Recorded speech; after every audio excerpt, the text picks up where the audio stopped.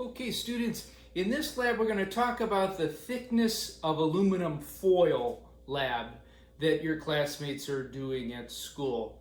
In this lab, your task is simple, although it's simple to conceive of, but it's actually really hard to think of a procedure. The point of this lab isn't necessarily to teach you any deep scientific topical concept, but it is asking you to think about the scientific process. So this is a process lab. It's inquiry, it's very open-ended, and what we're going to ask you to do in this lab is to take a sheet of heavy-duty aluminum foil, and I want you and your partners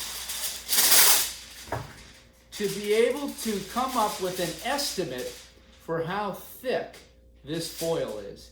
Now, you might say, that's impossible to measure. It's just too darn thin.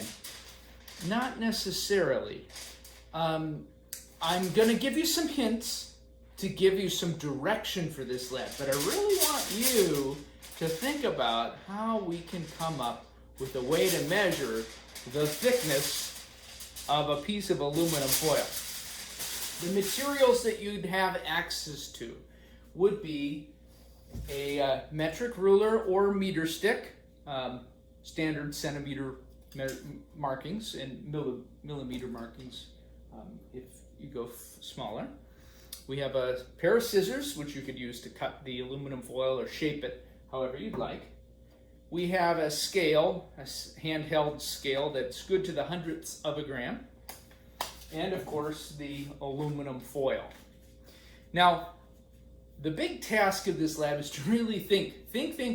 How can I get a procedure that would allow me to measure the thickness of this aluminum foil? Now, I mentioned I'm going to give you some hints. Here's your first hint. This is a formula that you've probably heard many times before in earlier science classes. Density. Density is a property inherent to a given material. It's a ratio of mass over volume.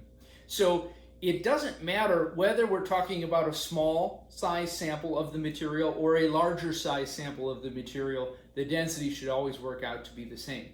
So it's the mass in grams divided by typically volume in milliliters. For aluminum, which is the material that our foil is made of, that density should be 2.7 grams per milliliter.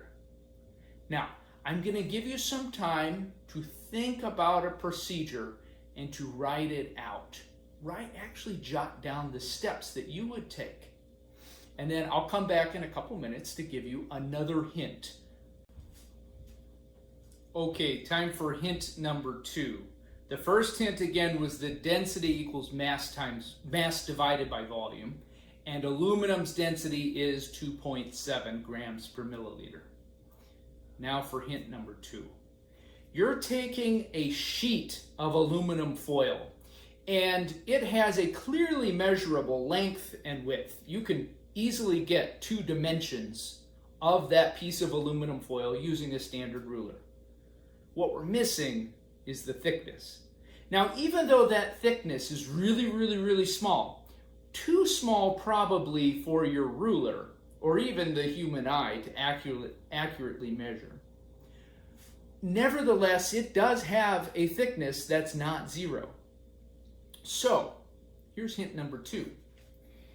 Anytime you have a 3-dimensional object, you can get its volume, 3-dimensional object with regular sides, okay, not like a irregularly shaped one.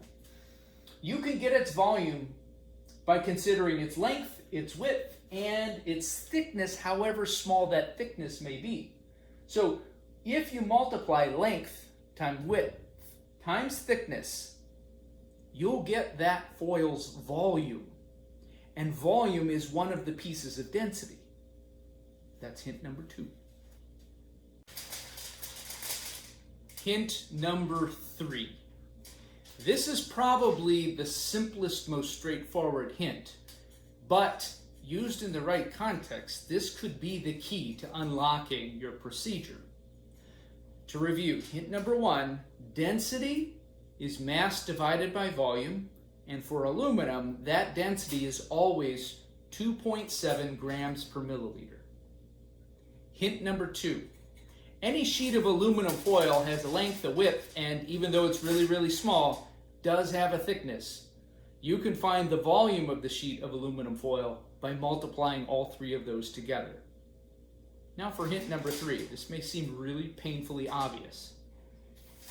You can find the mass of the piece of aluminum by setting it on a scale. You would have a handheld scale at your lab station if you were able to do this lab in person.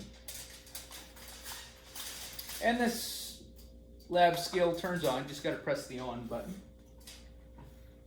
And you have a sheet of aluminum foil. Now, this is another really important part of this. The mass of this aluminum will not change regardless of its shape.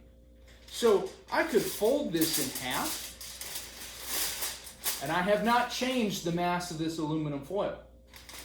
I could fold it in half again, and I have not changed the mass of this aluminum foil. No aluminum was added to the sheet in folding it, and no aluminum was taken off in folding it.